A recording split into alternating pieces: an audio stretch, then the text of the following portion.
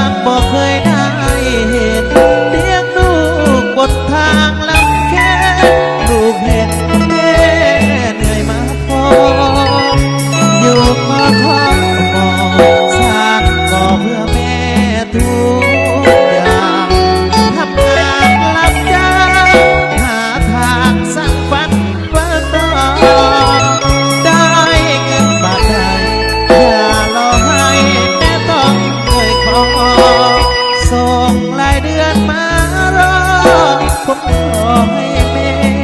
สบายถ้าสิ้นเดือนใหม่ฝึกใจซื้อมาใช้หน่อยอาหา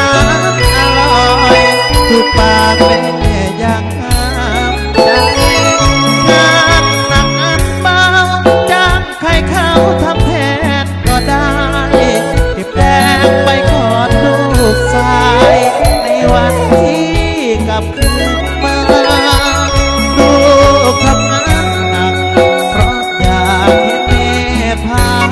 ผ่อนสิ่งใดวันทนปล่อยวางเสียวางเถิดนาลูกเสียเหงื่อไปขอเสียดายดอกน้ำเมตตาขอเพียงปัดลูกขึ้นมาได้เห็นแม่มีสุขใจ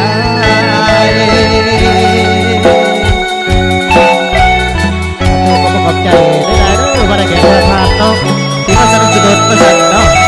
ทั้งทานอาหารทั้งทานเบียร์ทักมาคำสิงแก้วสีขอตอบสนองผลงานเพลงให้กระเดี่ยวกันในช่วงของภาษา 2016 ปีนี้เนาะ